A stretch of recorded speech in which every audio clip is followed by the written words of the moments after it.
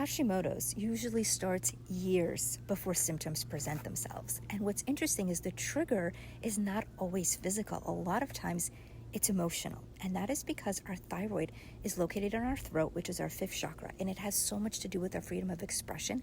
However, as little girls, how often are we really free to express ourselves, right? How often are we told children should be seen and not heard, or don't be too much, or don't be greedy, and your feelings don't matter, right? Because so often our parents may say, well, we know better, you're too young. All of those things is going to make it harder for us to really say what we want.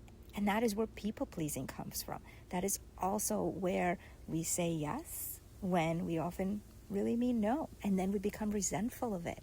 Or we're afraid to say something because we're afraid that someone may think badly of us, or that we may be rejected. How often do we do things just because our friends are doing it and actually agree with what they want to do, even though we don't? All of these things can really lead to a lot of emotional distress, inflammation, and be a trigger for Hashimoto's. But the good thing is that there's so much that you could do now as an adult. We can learn to speak up. And yes, I know it's difficult. It's not something you can do right away. But that could start with maybe starting to journal about the things that you really want.